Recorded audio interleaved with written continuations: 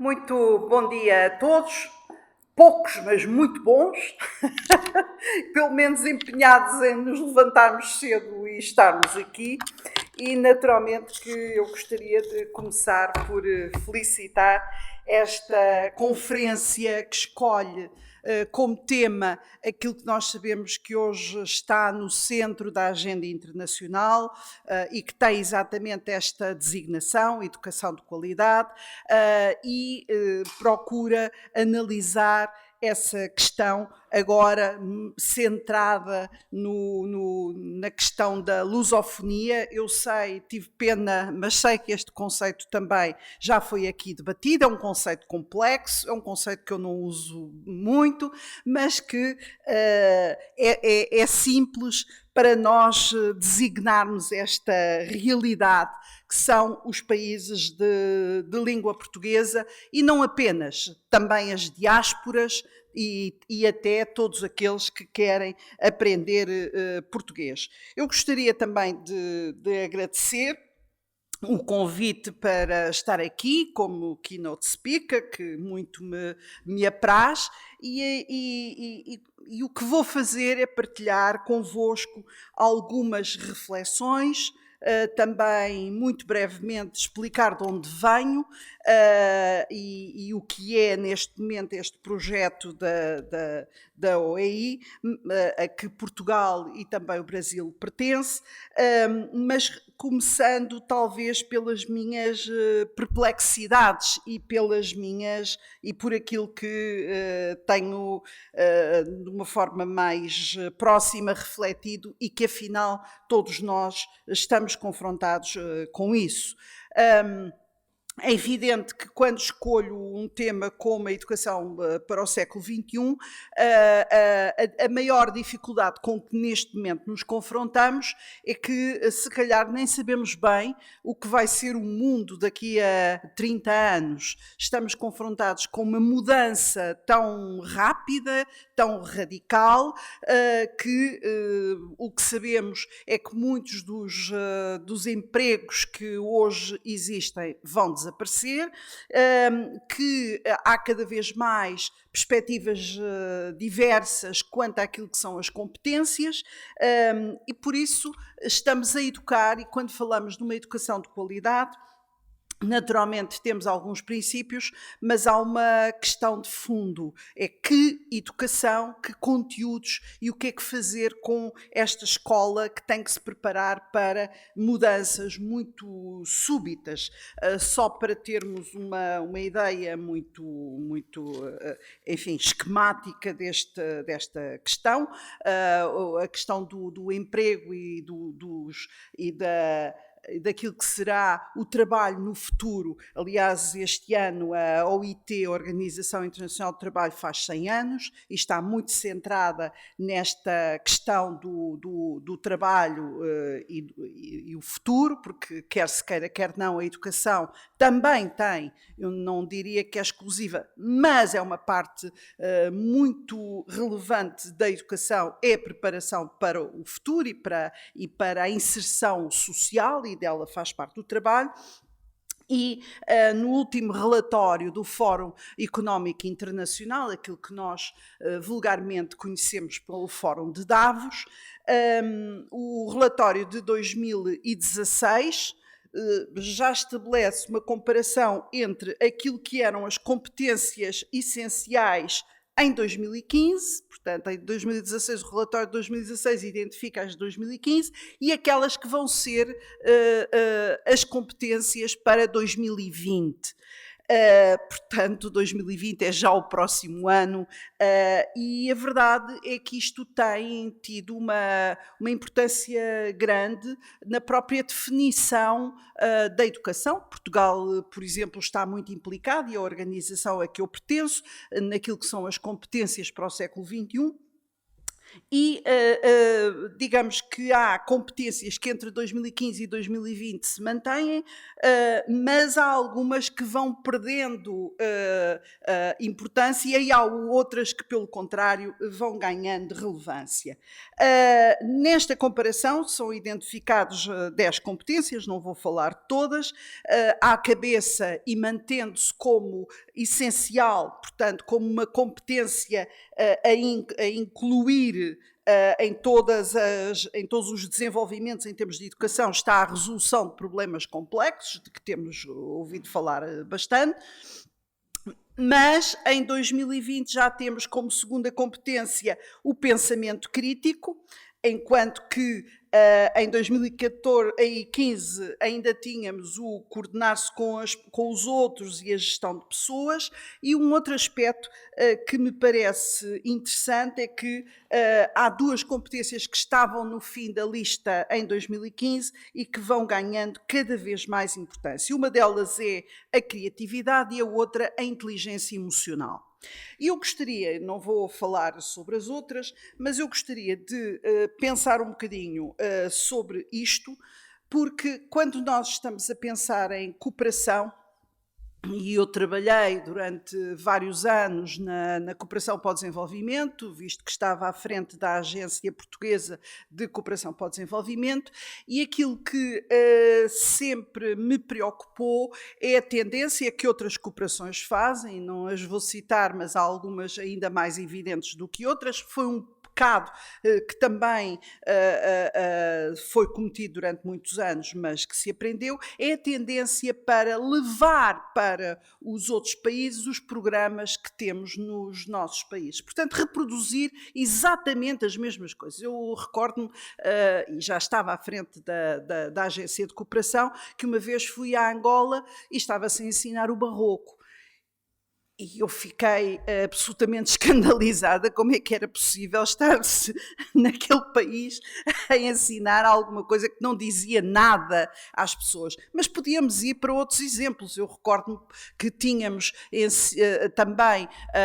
projetos, por exemplo, com o Norte da África, e aí estava-se a explicar as invasões árabes do ponto de vista europeu, não do ponto de vista daquelas pessoas que ali estavam. Por isso nós temos uma enorme dificuldade e é um pecado, ou um pecadilho, eu acho que é um pecado que muitas vezes se mantém, é quando estamos a desenhar programas não ter essa perspectiva que é o outro, e ir à procura das suas competências e procurar valorizar essas competências à cabeça. A verdade é que nós, por outro lado, e isto é uma tarefa difícil quando desenhamos programas, é muito difícil, nós dizemos que os desenhamos com os outros, mas muitas vezes esse desenho com os outros não é suficiente em termos de resolução deste aspecto que me parece particularmente importante, que é ir à procura daquilo que são as competências que os outros têm, que já têm, e como as desenvolver. Eu estou a dizer isto porque me parece que num território, por exemplo, como a África, quando se faz cooperação, é um território que tem dificuldades naturalmente, não tem as competências que antigamente eram as mais valorizadas, mas tem competências de criatividade,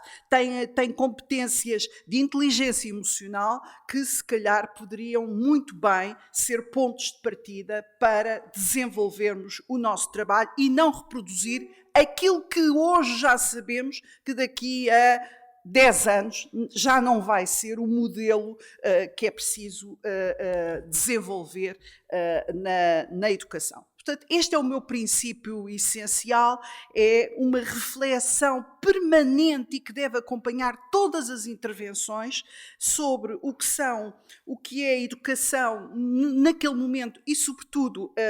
num futuro próximo e um pouco mais distante. Portanto, estamos a trabalhar com gerações que vão ser adultas e o que é que lhes vai acontecer, o que será o contexto quando forem adultas. Embora aquilo que nós temos Toda a gente diz que a educação é muito relevante, mas sabemos que, e felizmente que há indicadores nesse sentido e que há organizações como as Nações Unidas e a Unesco que nos permitem, e outras, mesmo o Banco Mundial, que nos permitem saber que de facto ainda estamos muito longe. E a educação, apesar de ser generalizadamente dita como uma paixão, acaba por ser aquilo que menos conta. E eu gostava de aqui colocar também outra equação. É que para mim a educação integra também a ciência e a cultura. Não podemos pensar a educação sem também dizer, aliás, houve um projeto muito interessante em Portugal que se chamava C ao Quadrado, que era um projeto em que a educação tinha sempre estas componentes de educação, de ciência e cultura, o tal educação C ao Quadrado. E a verdade é que está, e eu irei chegar aí, está aqui em Portugal num investimento muito interessante em educação artística. Pode-se dizer, bom, mas então muitos destes países estão tão longe ainda desta questão da educação artística, se calhar pode ser um bom meio para se chegar a outro tipo de conhecimento. Um parênteses, eu durante muito tempo também, e aliás o que eu sou é professora na Universidade de Lisboa e tenho tido um curso de políticas culturais, um seminário de políticas culturais, e a minha experiência mais interessante foi precisamente de alguns dos meus alunos, alguns que vinham de África, continuavam a dizer que muitas vezes para chegar às pessoas era preciso integrar os ritmos, dançar com elas, cantar com elas e depois tudo era muito, porque elas soltavam-se e depois era tudo muito mais simples em termos de procurar ali vias para desenvolver competências, porque afinal estas capacidades criativas são hoje uma competência fundamental, tal como as competências emocionais, portanto a inteligência emocional. Mas a verdade é que todos nós dizemos que a educação, obviamente, é um dos instrumentos fundamentais ao serviço do desenvolvimento. Isso sabemos. E sabemos também que a educação reduz a pobreza, que aumenta o crescimento económico, portanto, também permite que os países tenham mais autonomia, porque aumenta o rendimento. É uma linha que não tem assim tantos anos. É uma linha relativamente recente em termos de entendimento do que é o desenvolvimento. É a linha de que aquilo que eu chamava, muitas vezes em termos de política de cooperação para o desenvolvimento, ensinar a pescar, dar a cana e ensinar a pescar, muito mais do que apenas dar o peixe e fica-se por ali, ficamos todos muito contentes porque transferimos verbas, etc., mas não temos a ideia do que foi a transformação que conseguimos introduzir. E, de facto, os países têm que se desenvolver, têm que crescer economicamente, ter recursos para depois poder pagar as suas políticas e, nomeadamente, a da educação. Temos alguns indicadores que todos conhecemos, é de que por cada ano extra na escola há um aumento de 10% no rendimento futuro do aluno, e no caso das mulheres de 20%. Temos também a indicação de que os países de renda 60% dos jovens no ensino médio, nos países de renda baixa, não estudam. Portanto, 60% dos jovens nos países de renda baixa, essa percentagem nos países de renda alta é apenas de 6%. Portanto, há aqui diferenças muito significativas. Também sabemos, e esta questão é particularmente importante aqui para mim, enquanto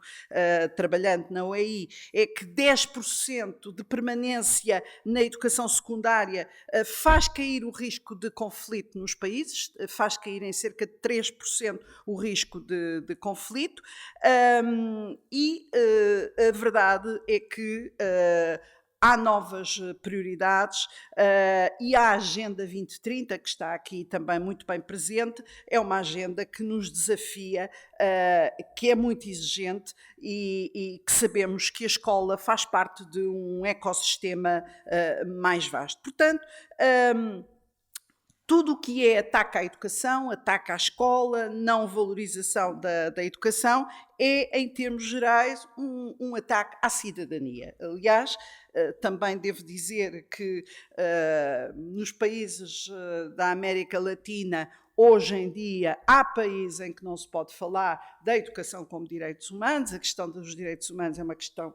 entre um grande parênteses, passámos a falar de cidadania, de educação para a cidadania, para não ter que falar em direitos humanos, porque tem uma conotação logo que assusta. É verdade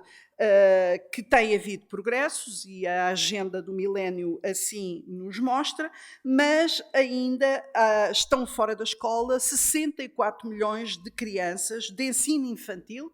dos 6 aos 11 anos, 61 milhões de adolescentes de ensino fundamental e 138 milhões de jovens do ensino médio. Portanto, ainda, e este cenário obviamente piora quando falamos de raparigas, e principalmente na África subsaariana.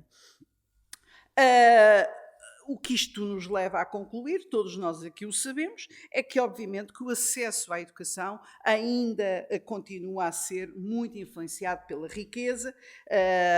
não só entre países, mas também dentro dos próprios países. Aliás, esse é um dos problemas maiores que nós temos no espaço ibero-americano. Atingiu-se um nível de 100% de cobertura de ensino fundamental, o que nos deixaria muito contentes. Portanto, todos os países têm pelo menos 9 anos de ensino fundamental, alguns até têm 14 anos. Portanto, esses indicadores são bons, conseguiu-se um grande progresso. O problema é que há diferenças enormes entre escolas rurais ou zonas rurais e zonas urbanas, há diferenças enormes entre rapazes e raparigas. Portanto, as diferenças e as desigualdades mantêm-se, apesar de, isto é a história da galinha, eu como metade da galinha, ou eu como a galinha toda e tu não comes nada, mas cada um de nós comeu metade. Portanto, estes países também, de facto, atingiram já patamares que até, em alguns casos, os leva a serem considerados países que já são de renda média, portanto, que já não têm sequer apoio ao seu desenvolvimento, mas a verdade é que esses países são muito prejudicados pelas desigualdades profundas. Eu dou-vos um exemplo de um país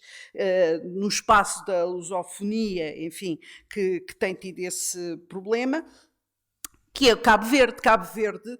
já é um país considerado de renda média e, portanto, que já não precisaria de apoio ao desenvolvimento. E, no entanto, nós sabemos que, se isso acontecer, os indicadores baixam vertiginosamente e, apesar dos bons indicadores, é um bocadinho a questão da galinha. Quer dizer, temos muito bons indicadores, mas a verdade é que persistem grandes desigualdades entre esses países. Poderíamos aqui continuar com um conjunto de indicadores, mas eu gostaria de centrar, e isto também me leva a falar um pouco da OEI, eu gostaria de me centrar naquilo que cada vez mais se pensa que pode fazer a mudança e a transformação em termos de desenvolvimento. E começamos naturalmente pelos professores. Aquilo que é o aspecto central continua a ser a formação dos professores e a baixa que temos ainda qualidade de formação adequada dos professores. Mas hoje em dia, cada vez mais se percebe que, para além dos professores, aquilo que é central em projetos de educação, e sobretudo quando falamos da educação fundamental, consideremos a educação fundamental aquela que é não universitária, é a gestão é a formação de bons gestores escolares. Isso foi, aliás, também uma experiência que nós tivemos aqui em Portugal. É que quanto melhor for a qualidade de quem gere a escola, melhor depois é a qualidade de todos os resultados agregados. E por isso, de facto, é necessário e é fundamental pensarmos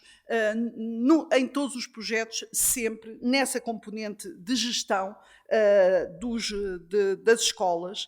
que têm, obviamente, que mudar muito. E não é só mudar nestes países, precisam de mudar em geral. Ainda antes de deixar os indicadores e de falar no conjunto de aspectos que são fundamentais para estas mudanças, não podemos deixar de também referir que não tem havido um aumento do investimento em educação, antes pelo contrário, os indicadores dizem-nos que, embora pouco, mas tem havido alguma queda em termos internacionais na ajuda pública ao desenvolvimento em termos de investimento em educação. Mas, como disse, a questão da formação dos gestores, dos diretores é crucial, mas também diria, eu vi que houve uma intervenção sobre as questões das TIC, e aquilo que me parece também que pode nos levar, quando falava das competências para o século XXI, pode nos levar a um cenário de ainda maior fratura dentro do mundo, é que nós juntamos uma diferença abissal entre um mundo que dispõe de boas conectividades e um mundo que não dispõe de boas conectividades. E, de facto, isso separa-nos de uma forma que pode ainda agudizar as diferenças que existem entre nós. E as conectividades, permitam-me dizer, não são apenas as TIC, são as conectividades em geral, são as estradas, são os caminhos, são as formas de chegar às escolas. Tudo isso, de facto, tem uma relevância. Claro que, se me disserem por onde escolher, eu preferiria escolher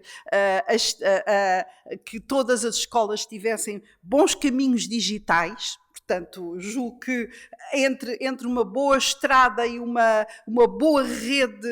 digital, preferia de facto esta última, que me parece que depois levaria à outra, mas aquilo que me parece que está a criar maiores desigualdades e que pode ter consequências ainda que vão agudizar as diferenças é de facto esta dimensão, e daí que projetos que valorizem a gestão, a formação dos gestores, projetos que sejam no domínio da conectividade, parecem-me essenciais para conseguirmos aqui bons resultados, para além daquilo que foi o meu ponto, portanto, que seria o terceiro elemento, que é um estudo muito aprofundado dos contextos e uma adequação muito grande de todos os projetos aos contextos, tendo em conta e partindo, sobretudo, das competências das pessoas para desenvolver os vários projetos. Nós sabemos que hoje em dia temos dois grandes instrumentos, digamos, internacionais, que nos orientam em termos de visão transversal da educação. E começamos por um deles, que também antecedeu até a Agenda 2030, é a Declaração de Incheon, portanto, a declaração adotada do World Education Forum em maio de 2015, e que já tem, e que se centra essencialmente na educação, e foi encarregada à Unesco de liderar e coordenar esse plano de ação 2030 para a educação, mas o outro mais abrangente é, como todos sabemos, a Agenda 2030. E quais são as novidades dessa agenda? Algumas eu já aqui as enunciei, mas de facto, enquanto que até aí, na agenda do milénio, nós tínhamos a formação fundamental como grande meta, neste momento percebe-se que tem que se investir muito na educação pré-escolar e infância. A educação da primeira infância pode fazer a grande diferença e nós sabemos que essa é uma das apostas que ainda falta muito conquistar. Também já vos falei, naturalmente, da questão dos gestores escolares, que aparecem como orientação geral, mas a outra é também levarmos a sério a formação ao longo da vida. Porque sem isso, e pelas razões que eu apresentei, será muito difícil nós termos resultados. É porque tudo pode mudar em 20 anos. E, portanto, se não tivermos permanentemente esta ligação de formação ao longo da vida e ligação entre o trabalho, o empreendedorismo e o conhecimento, o que pode acontecer é rapidamente termos ainda mais excluídos. Transversalmente a toda a agenda nós temos as questões de género e as questões dos mais vulneráveis, já sabemos que essa continua a ser uma grande dificuldade. Também esta agenda fala bastante da questão da qualificação dos professores, mas eu gostaria também de referir, falei há pouco das vias da conectividade, mas também é importante falarmos das instalações físicas. Temos que, e instalações físicas muitas vezes não implica edifícios de grande qualidade, e implica edifícios que tenham, mais uma vez, em consideração os contextos. É evidente que, falando eu a partir da América Latina e da experiência da América Latina, há uma preocupação sempre muito grande com a segurança e, portanto, que não promovam a violência, e é um verdadeiro problema na América Latina. Mas só para dar um exemplo de como muitas vezes falhamos de uma forma rotunda, estou-me a lembrar de uma escola em Portugal onde há pouco tempo fizeram uma renovação fantástica, só que o mobiliário que compraram para a escola não permite, por exemplo, tirar as carteiras do lugar. As carteiras ainda são as tradicionais, com os meninos sentados 2 a 2 em cada uma, e não permite aquilo que hoje em dia é fundamental, que é mexermos no espaço da escola e podermos constituir grupos de trabalho e, portanto, de facto, nós muitas vezes pensamos que é a qualidade dos materiais, mas é muito mais a qualidade da nossa visão sobre o que é uma escola. Bom, muito rapidamente, vou demorar 5 minutos porque tinha aqui ainda muito mais coisas para vos dizer, mas acho que o mais importante é deixar-vos algumas questões. Como foi dito, eu sou a diretora em Portugal da Organização dos Estados Ibero-Americanos. Portugal era membro desde 2002, não atribuía grande, ou melhor, ainda não se tinha virado para este espaço, onde tem 2 importantes parceiros, tem o Brasil e tem a Espanha. É uma organização dedicada à educação, à ciência e à cultura e que foi criada em 1949, está a fazer 70 anos, tem duas línguas oficiais, o português e o espanhol, e dá uns anos para cá, desde 2014, que tem havido a intenção de uma grande aproximação ao espaço da CPLP. Há muitas relações culturais, há proximidades várias, além de termos 2 países que também pertencem a um espaço e ao outro. Não vou aqui falar da importância das multilaterais, mas a verdade, dão muito trabalho, porque é sempre muito difícil difícil, é muito mais fácil nós em cada um dos nossos países decidirmos por nós e não queremos saber dos outros, mas a verdade é que se nós conseguirmos decidir, tomar decisões e encaminhar-nos coletivamente, os resultados são de facto muito mais úteis. Só um indicador para ver que o dinheiro também não é tudo. A América Latina tem um PIB dedicado à educação que é superior ao da média da OCDE, tem 5,1% dedicado à educação, enquanto que a média da OCDE são 4,9%, e, no entanto, as coisas não correm bem.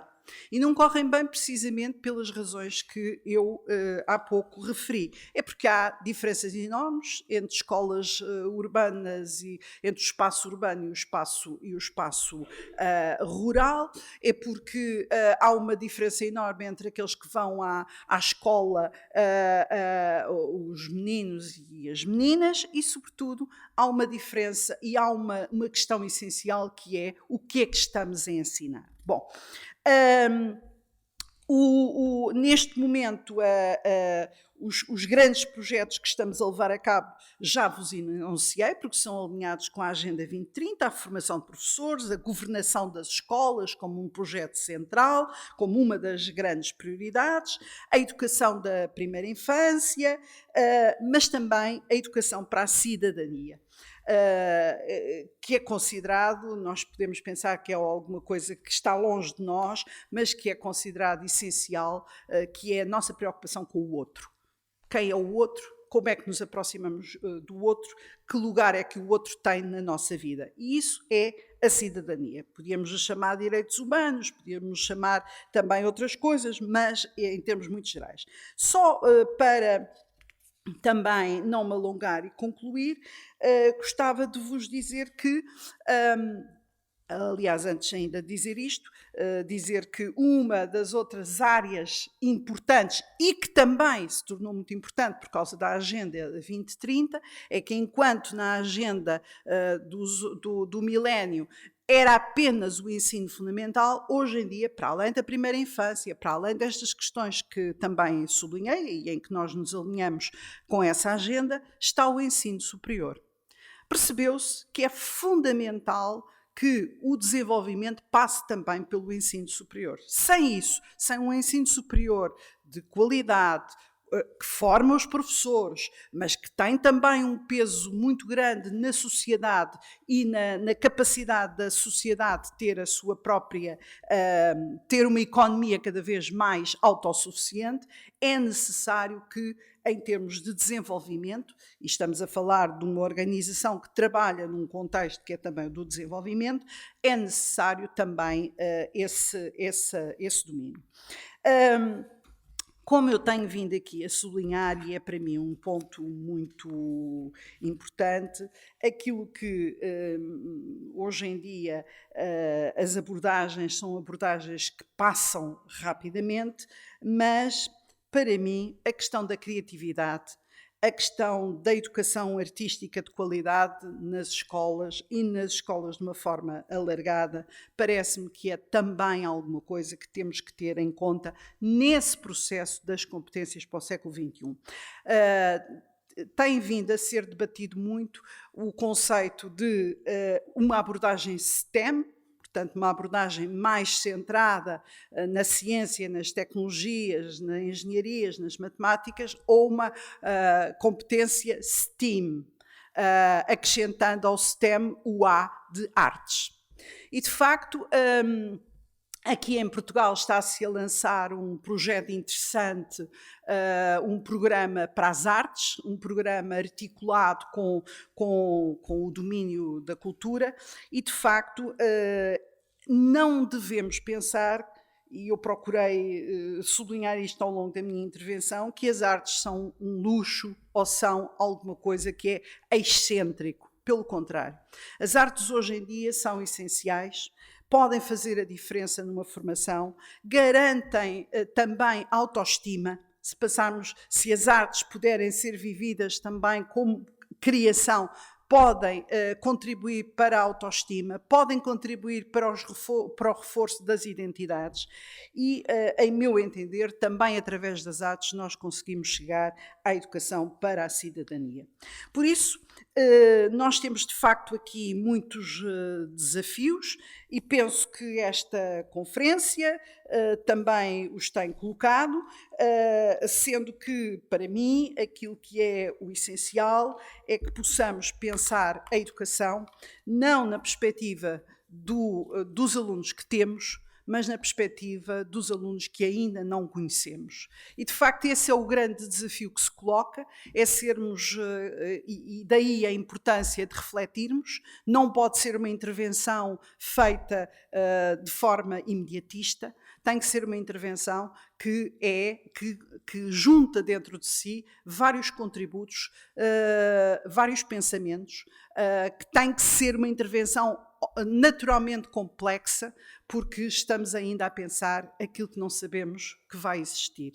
É um desafio, digamos, bastante humano, é um desafio que, desse ponto de vista, penso que também valorizará aquilo que é a nossa capacidade de sonhar, e a verdade é que, por mais dificuldades que tenhamos, aquilo que não podemos retirar a ninguém, e sobretudo em projetos de cooperação para o desenvolvimento, é que todos continuemos a sonhar. Muito obrigada.